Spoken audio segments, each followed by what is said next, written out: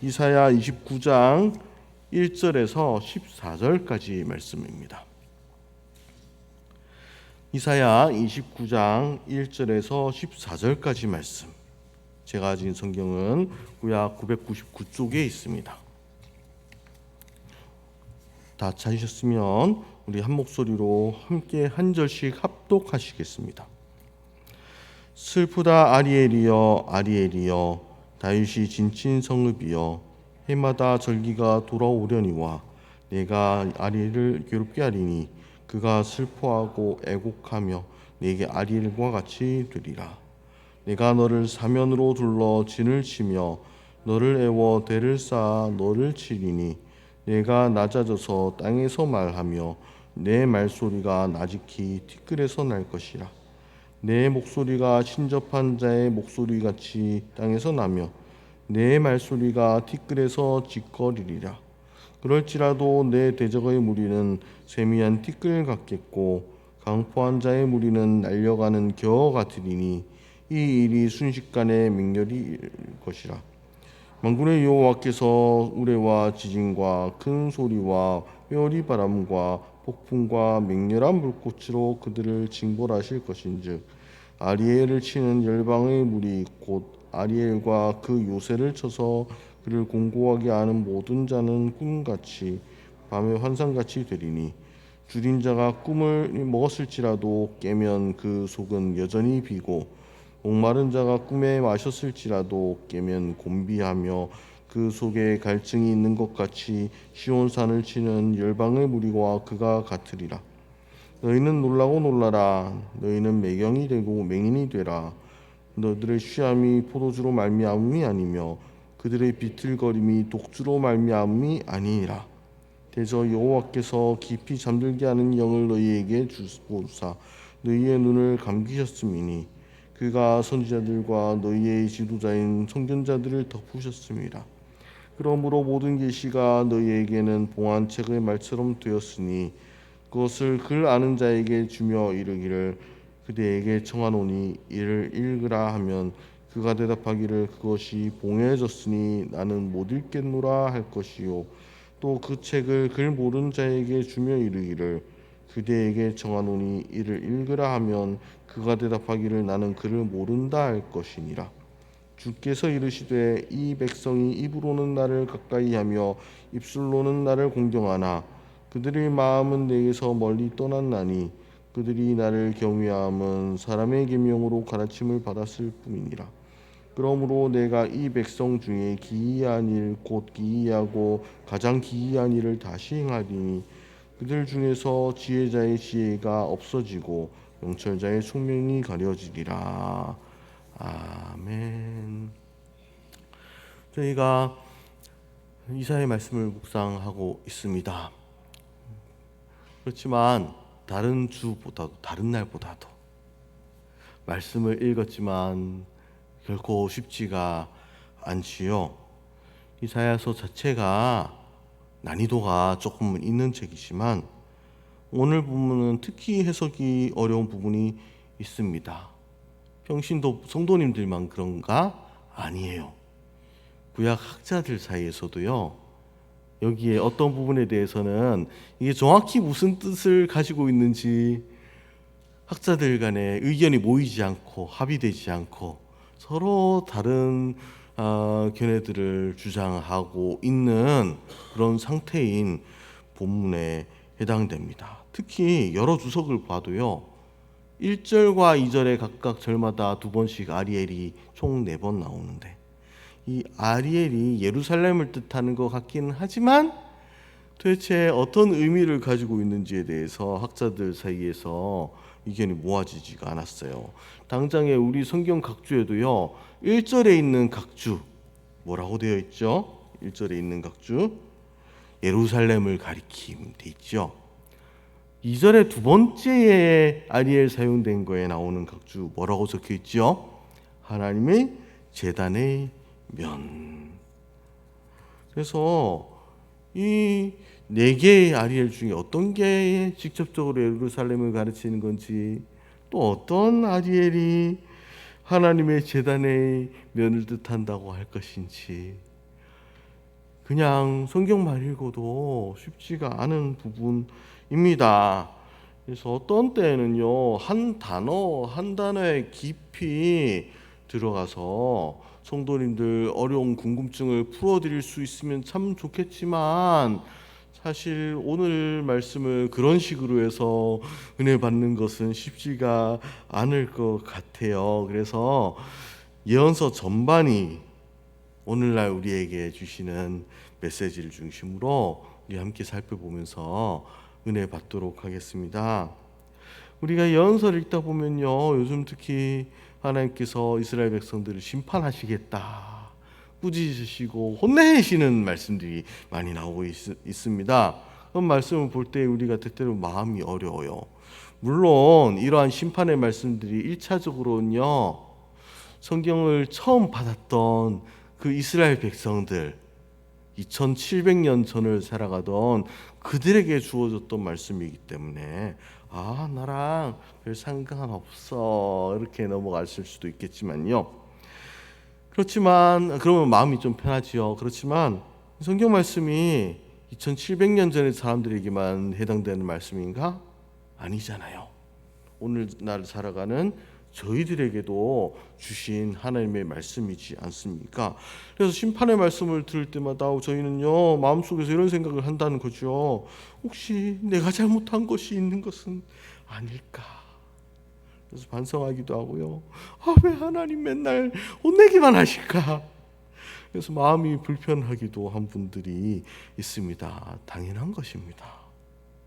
그런데요, 예전에도 한번 드린 적이 있는 말씀인데, 예언서가 하나님의 말씀을, 예언자가 하나님의 말씀을 받아서 전달한 이 예언은요, 확정된 미래에 대한 것이 아니고요, 임박한 심판을 피할 수 있도록, 또 하나님의 약속을 온전히 성취할 수 있도록 하기 위해서 하나님의 백성들 잘 되라고 주시는 시적절한 경고라는 점들을 항상 마음속에 담고 예언서를 읽으면 우리가 어떤 본문을 만나든지 어떠한 상황에서도 우리는 은혜 받을 수가 있는 것이지요. 하나님께서 혼내키시는 말씀들을 읽을 때 우리가 어떻게 생각하면 된다고요? 나 나쁘게 되라고 이 말씀을 주신 게 아니라, 혹시나 해당되는 요소가 내 삶 속에 있으면 빨리 회개하고 돌이켜서 잘 되라고 하나님께서 주신 말씀이시구나, 좋은 약은 입에 쓴 거구나, 이렇게 생각하면 우리가 예언서들을 조금 더 쉽게 이겨낼 수가 있습니다. 또 한 가지, 예언서 속에서 혼내키는 말씀들, 때때로는 비슷한 말씀들이 반복되는 것처럼 보일 때가 많이 있잖아요. 왜 여러 차례 반복되는 것일까에 대해서 기도하면서 묵상해 보았습니다. 이스라엘 역사를 살펴보니까 답을 찾을 수가 있더라고요. 이 사람들은요, 이스라엘 백성들은요, 했던 잘못을 계속해서 반복해서 하는 특징들을 가지고 있는 사람들입니다. 사사기에서도 나오죠. 하나님께서 사사를 보내서 구원을 딱 해주셔요. 보통 몇 년 갑니까? 몇 년 가지 않고 또 했던 잘못 반복하고, 하나님 싫어하는 일만 골라서 하고, 또 그래서 하나님께 혼나고, 또 하나님 잘못했습니다 회개하고, 또 하나님께서 불쌍히 여기시고 다시 구원해 주시고, 이런 일들이 이스라엘 역사 속에 반복되지 않습니까? 한번 따끔하게 원하면 회개하고 반성하는 것 같지만 그 반성과 회개는 오래 지속되지 않았습니다. 잘못이 되풀이되었습니다. 오늘날 이스라엘을 살아가는 유대인들 모습에서도 이렇게 잘못을 계속해서 되풀이하는 그런 모습들을 우리가 볼 수가 있지요. 잘못을 되풀이한 모습은 우리의 모습이기도 합니다. 우리는 했던 잘못을 되풀이합니다. 범했던 죄를 계속 짓습니다. 그래서 오래 신앙생활 하셨던 분들 중에는요, 시간이 지나도 노력해도 변하지 않고 계속 했던 거 반복해서 하나님 속상하게 해드리는 그런 스스로의 모습을 보면서 더 마음 아파하시고, 나는 구제불능인가? 난 어떻게 해야 되는가?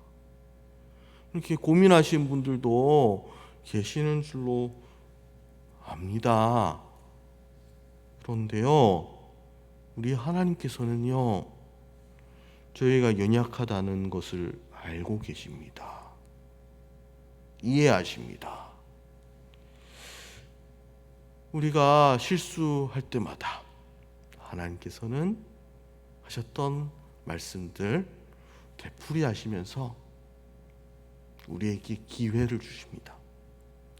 그러기에 예수님을 3번이나 부인했던 예수님의 제자 베드로에게 부활하신 예수님께서는 내가 나를 사랑하느냐 3번 물으시면서, 3번 부인했던 것에 맞추어서 3번 물으시면서 지난 잘못 회개할 수 있는, 만회할 수 있는 새로운 기회를 주셨던 것이지요. 주님께서는 아세요. 우리가 연약하다는 거, 다시 반복하기도 한다는 거 알고 계세요. 그렇기 때문에 여러분 포기하지 마세요. 너무 자책하지 마세요. 그런 여러분도 하나님께서 사랑하세요. 모든 관주 성경에 표기된 것은 아니지만 우리가 읽은 이사야 29장의 말씀들 가운데 맨 끝에 2절 말씀 13절과 14절의 말씀은 신약 성경에서도 되풀이되는 말씀입니다.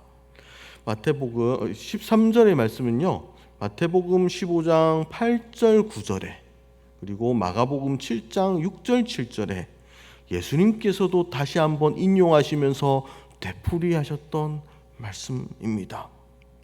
물론 번역된 성경의 토시를 살펴보면 조금 달라요. 조금 다른 이유는요, 우리가 구약 성경 번역한 것은 히브리어 구약 성경에서 번역을 했고요, 그것을 초대교회 때 살았던 분들이 그 당시에 더 많이 사용하던 헬라어로 번역한 구약 성경이 바로 70인역이라고 불립니다. 번역하는 과정에서 약간 토시가 달라졌어요. 이 70인역 부분을 한글로 번역해 보면 다음과 같습니다. 이걸 비교해 보면 거의 비슷해요. 이 백성이 그들의 입술로는 나를 가까이 하여 나를 떠받들지만 그들의 마음은 나에게서 멀리 떨어져 있구나. 나를 받들어 섬겨봐야 쓸데없는 일이다. 가르친다고 가르치는 것이 사람들의 기명과 가르침이니. 이게 70인역 이사야 29장 13절의 번역이거든요. 그리고 14절 하반에 또 사도 바울이 인용하는 말씀이 나옵니다. 고린도전서 1장 19절에 있는 말씀이 바로 사도 바울이 이사야 29장 14하반절에서 가져온 것인데, 이것도 역시 70인역을 인용한 것인데, 그 70인역 이사야 29장 14반절을 이렇게 번역할 수 있겠습니다. 필요한 경우에는 나중에 유튜브 보시면서 비교해 보시면 되겠어요. 내가 지혜로운 사람들의 지혜를 없애버리고 영리한 사람들의 영리함을 숨길 것이다. 이렇게 비교해 보는 것도 가치가 있지만 우리 한번 더 생각해 봅시다.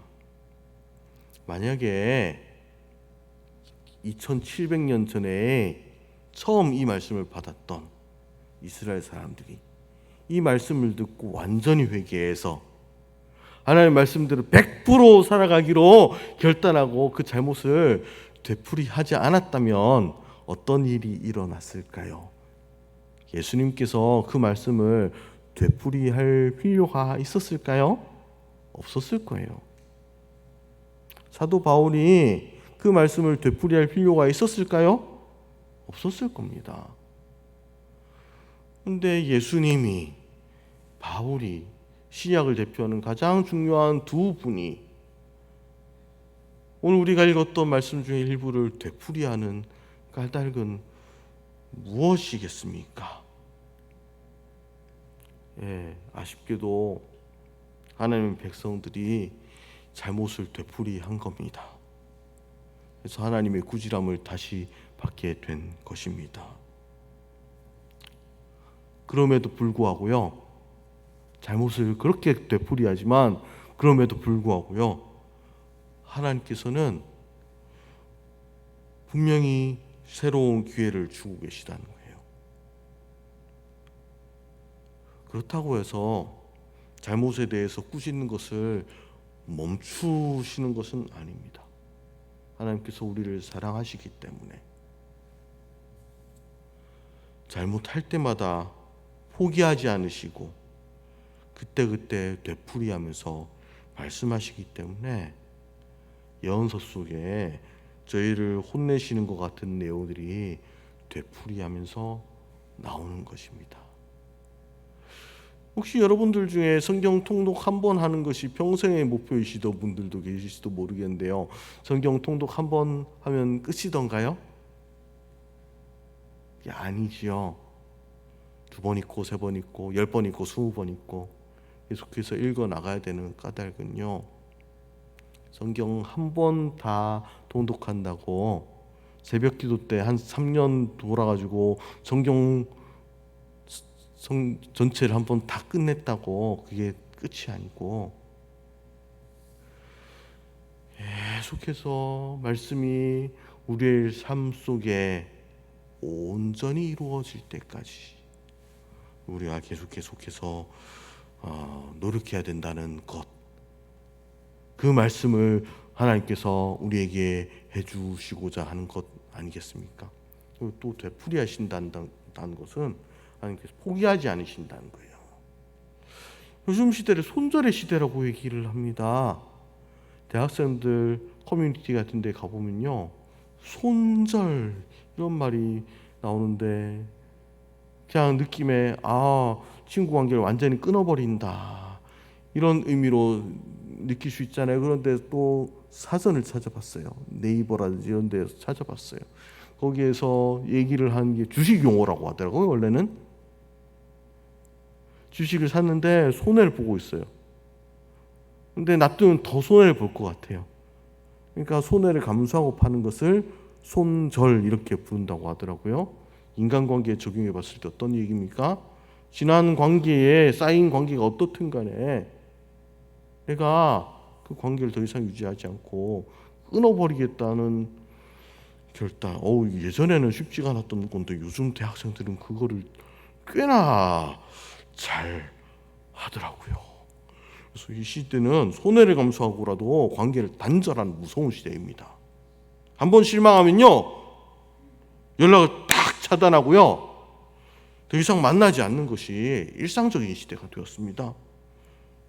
우리 교회 성도님들 중에도요, 때때로 조금 실망하면 교회를 잠깐 쉬는 게 아니고 완전히 떠나버리는 그런 경우들이 있더라고요. 우리 사람들은 그러더라고요.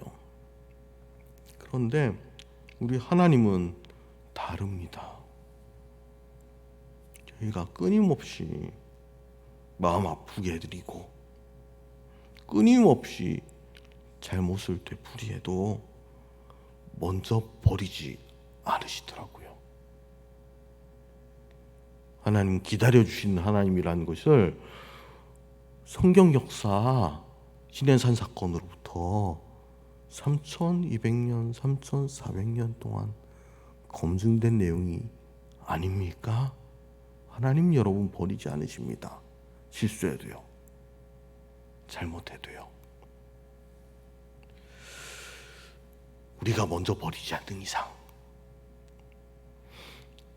오늘 저희가 읽은 말씀, 또 지금 읽고 있는 이사야의 말씀 다 이해되지 않고 어려운 점이 있을 수도 있습니다. 그렇지만 그 말씀 가운데 우리 반복해서 책망하시는 말씀들, 이기소침하라고 주신 말씀이 아닌 것입니다. 포기하지 않았으니까 계속해서 굳이 주시는 거예요. 버리지 않으시는 하나님, 기회를 주시는 하나님, 되돌아오기를 기다리시는 하나님,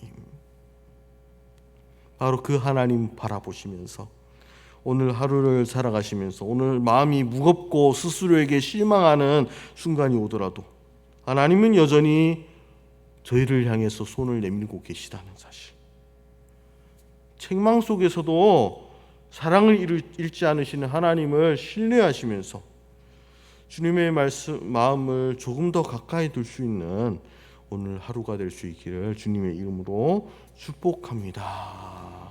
우리 기도하시겠습니다.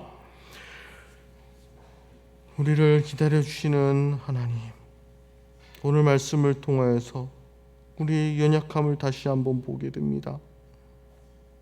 감사합니다. 반복되는 잘못 속에서도 저희를 버리지 않으시고 새로운 기회를 주시는 하나님의 사랑을 저희가 기억하며 살아갈 수 있도록 도와주옵소서.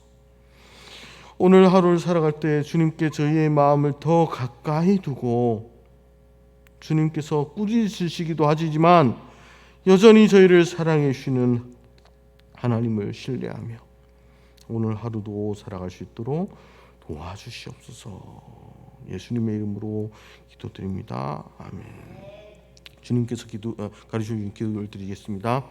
하늘에 계신 우리 아버지, 아버지의 이름을 거룩하게 하시며 아버지의 나라가 오게 하시며 아버지의 뜻이 하늘에서 같이 땅에서 이루어지게 하소서. 오늘 우리에게 일용할 양식을 주시고 우리가 우리에게 잘못한 사람을 용서하여 준 것 같이 우리 죄를 용서하여 주시고 우리를 시험에 빠지지 않게 하시고 악에서 구하소서. 나라와 권능과 영광이 영원히 아버지의 것입니다. 아멘. 오늘 말씀을 기억하면서 기도하시겠습니다. 반복되는 연약함 속에서도 우리를 다시 부르시는 하나님의 사랑을 기억하며 오늘 하루도 주님께 마음을 더 가까이 둘 수 있는 저희들 될 수 있도록 도와주시옵소서.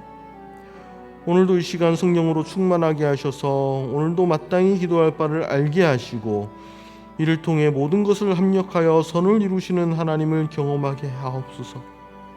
가정을 위해 기도합니다. 하나님이 주인 되시는 가정 되게 하옵소서.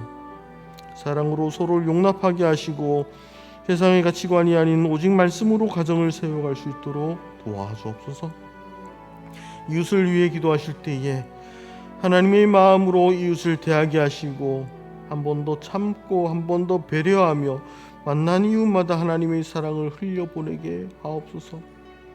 우리 성도님들을 위해 기도하실 때에 교회의 몸된 지체로서의 역할을 온전히 감당하게 하시고 예배함이 기쁨이 되고 교회에 온 것이 즐거움이 되게 하옵소서. 마지막으로 개인적인 기도 제목들을 놓고 우리 다 같이 기도하시겠습니다. 사랑의 하나님 감사합니다. 저희가 부족해도 연약해도 우리를 버리지 않으시고 포기하지 않으시고 기다려주시는 하나님의 사랑을 다시 한번 생각합니다. 이사야의 시대에 하셨던 말씀들을 예수님과 바울 사도가 베풀어야 될